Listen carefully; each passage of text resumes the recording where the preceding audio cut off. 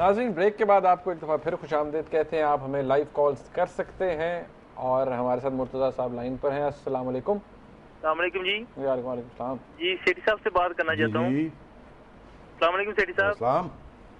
Sir मेरे आपसे 4 सवाल हैं। जी। अगर लाल टाई पहनी होती तो सर ज्यादा माहौल गर्म होता। सर पहला तो क्रिकेट पे है। अगर आईसीसी ये कहती है कि जी हमारा हर यूनिट में बंदे होते हैं एंटी करप्शन को देखने के लिए, तो फिर ये मैच फिक्स कैसे हो जाते हैं? अगर आईसीसी कहती है कि हमारे ये हर मैच में होते हैं मौजूद जो मॉनिटरिंग कर रहे होते हैं मैच फिक्सिंग को, तो फिर मैच फिक्सिंग कैसे हो जाते हैं जी? अच्छा। नंबर 3 जो सवाल हैं वो हैं सियासतदानों के ऊपर सर। कि सागदार साहब कल कराची में गए थे इमरान फारूक के जो हुए थे शहीद, उनकी ताज़ियत के लिए जी। तो कुछ अर्सा पहले कारकुन शहीद हुए थे, उस वक्त क्यों नहीं गए? रजा हैदर जो भी थे। तो दाल में मुझे काला नजर आ रहा है सेठी साहब। ठीक। तीसरा सवाल है जी कि नून लीग कहती है इक़्तिदार चाहिए, तो इन्होंने पहले वजारतें क्यों छोड़ी? मिल के काम करते 2.5 साल पीपल पार्टी ने कर लिए, 2.5 साल ये भी वजारतें में होते तो कुछ नजर आता कि हमने अच्छा काम किया है, इन्होंने बुरा काम किया, पता चल जाता। ठीक। चौथा सवाल है जी, परवेज शी साहब कहते हैं कि हम तो एक नहीं 10 बार वजीर आजम के खिलाफ तरीके पेश करते हैं, लेकिन हमारे पास नंबर कम है।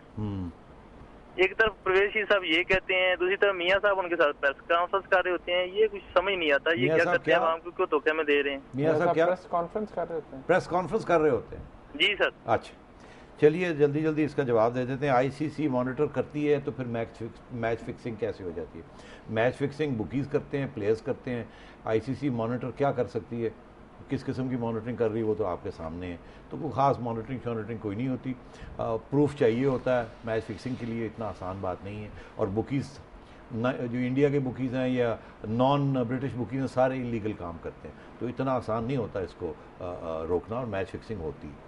आइए, सागदार साहब का आपने कहा कि वो इमरान फारूक साहब के पास गए इस दफ़ा, और जब हैदर साहब असैसिनेट हुए तो नहीं गए, तो उससे यही समझ आती है कि अब सियासत है और सियासत शुरू है, और ये एक अच्छा मौका था उनके लिए, उन्होंने ढूंढा कि अब जाके सियासत करें। और वो सियासत क्या है वो आपने खुद ही बता दिया कि परवेज़ रशीद साहब कहते हैं हमारे पास नंबर्स नहीं है, मगर मियाँ साहब कहते हैं कि हाँ तब्दीली हो सकती है और जल्दी होनी चाहिए। तो इन दोनों का तल्लुक़ आपने देख ही लिया। मेरा ख्याल है मियाँ साहब परेशान हैं कि तब्दीली अगर हो तो ऐसी ना हो जो कि नागुज़ीर हो सारे सियासतदानों के लिए। तो इसलिए मेरा ख्याल है सोच विचार में इस वक्त सोच विचार हो रही है मुस्लिम लीग नून में। क्या ये फैसला करते हैं क्या नहीं करते, ये देखने वाली बात है। और क्या था सही साहब? बस यही था इक़्तिदार में। हाँ, कि ये अगर इक़्तिदार ही चाहते थे तो पहले दिन क्यों नहीं इन्होंने अब मिनिस्टर्स भी दिए थे और फिर वापस कर लिए? बड़ा अच्छा सवाल है ये, मैं भी मियाँ साहब को कभी कभी पूछता हूँ। वो ये कहते हैं कि उस वक्त हमारी उम्मीद थी कि ये हमारे साथ मिलके चलेंगे, मगर इन्होंने जजेस की रेस्टोरेशन नहीं की, वो हमारी कंडीशन थी, और क्यों और दगाबाजी कर दी और वादे तोड़ दिए, इसलिए हमें फिर वो छोड़ना पड़ा। तो बात तो वो सही कहते हैं। साहब अफजाल अहमद साहब हमारे साथ लाहौर से। अस्सलाम वालेकुम जी। अस्सलाम वालेकुम जी। जी वालेकुम सलाम जी। अफजाल साहब खैरियत से? आप लोगों को सलाम। मैं क्रिकेट पे बात करना चाहूँगा जी कि मेरा एक सवाल है सेठी साहब से कि क्रिकेट का जो चेयरमैन हो, एक तो उसकी वोटिंग होनी चाहिए, वोटिंग होनी चाहिए, इलेक्टेड होना चाहिए। हाँ जी। और प्लस चेयरमैन इलेक्ट होना चाहिए, और उसकी एज जो है ना जी 60 होनी चाहिए, 60 साल एज जो है 60 साल होनी चाहिए। 60 साल जी, 60 साल। हाँ जी, 50 या 60 साल। 60 साल से अब वो उसको फौरी रिटायर हो जाना चाहिए। दिलचस्प बात। अच्छा, और मेरा ख्याल है अगर पहला चेयरमैन था, मैं उसको नहीं जानता, और बड़ा अच्छा रहा, जन्नत तकीर दिया उसने। अच्छा, चले आप मुझे ये बताइए, ये आपने 2 कंडीशंस लगाई, इस पर जरा बात कर लेते हैं ना। छोड़े पुराने चेयरमैन को। चेयरमैन इलेक्टेड होना चाहिए, कौन इलेक्ट करना चाहिए, उसकी इलेक्टरल बॉडी क्या होनी चाहिए? क्रिकेट जितने जी एसोसिएशन क्रिकेट वाले हैं वो होना चाहिए। बिल्कुल असेंबली का कोई इसमें अमल दखल नहीं होना चाहिए। और बिल्कुल वोटिंग होनी चाहिए। अच्छा, तो वो पाकिस्तान की वोटिंग होनी चाहिए। और मेरा ख्याल है अगर यही अदारा हमारा बचा है ना, तो ये हमारा एक क्रिकेट हमारा नाम है। और इस मेरा ख्याल है अदारे क्रिकेट एक अच्छा बहुत बड़ा अच्छा ठीक है, आप मेरी भी बात सुन पाकिस्तान लीजिए ना, आप मेरी भी बात सुन लीजिए। आपने कहा कि क्रिकेट की सारी बॉडीज जो हैं वो इनको इलेक्ट करे। क्रिकेट की बॉडीज का हाल तो आपने देख ही लिया, कितनी करप्शन है, कितनी मिसमैनेजमेंट है और कितनी वहाँ केओस और अनार्की है। तो आप उनके हाथ में ये पावर दे रहे हैं और तो फिर वो आपने जैसा ही कुछ चेयरमैन बना लेंगे। आपने देखा ये इलेक्शंस के साथ किस किस्म के नुमाइंदे हमारे आ जाते हैं, तो और क्या वो गवर्नेंस भी नहीं कर सकते। तो मेरी बात पूरी सुन लीजिए। तो ये शायद जो है ना कि इलेक्ट्रल रूट जो है, मेरा ख्याल है दुनिया में कहीं भी ऐसे नहीं है कि इलेक्शंस के ज़रिए चेयरमैन जो हैं वो आते हैं। इसमें एग्जीक्यूटिव की काफ़ी रोल होता है। दूसरी बात ये कि 50 से 60 साल, मेरा ख्याल है आपका मतलब ये है कि एक्सपीरियंस होना चाहिए, उम्र का तकाजा होना चाहिए। तो मुझे इससे कोई इतराज़ नहीं है, मगर मैं ये समझता हूँ कि एक्सपीरियंस वाले मैच्योर नौजवान लोग, they are more energetic, modern, और आजकल के हालात में शायद we need more young people everywhere, सिर्फ क्रिकेट में नहीं और भी जगह पे। और शायद एक्सपीरियंस बड़ा ज़रूरी होता है, मगर जिनका एक्सपीरियंस इंटरनेशनल हो तो वो शायद ये एज की रिस्ट्रिक्शन आपने 50 to 60 कर दी है। मैं समझता हूँ आप अगर 40 to 65 कर दें तो that may be a better idea. बिल्कुल, मैं सर आपकी बात बिल्कुल सही है। और जी बस बड़ी मेहरबानी, थैंक यू। अब कोई और सवाल ले लेते हैं। सेठी साहब, हम एक एसएमएस पढ़ लेते हैं, और ये एसएमएस इस हवाले से जी कि जरदारी साहब के हवाले से बात होती है जी, इम्यूनिटी है, सारे कहते हैं जी उनको इस्तिस्ना हासिल है, तो क्या इंटरनेशनल जो कवानीन है उनके तहत भी को हासिल है? ये एक सवाल है। हाँ, ये बड़ा दिलचस्प सवाल है। माजरत चाहता हूँ, ये हमने जिक्र नहीं किया मगर पहले जिक्र किया था। गालबन 2004 में एक यूनाइटेड नेशंस की कन्वेंशन थी जिसमें सॉवरन इम्यूनिटी दी गई टू हेड्स ऑफ स्टेट।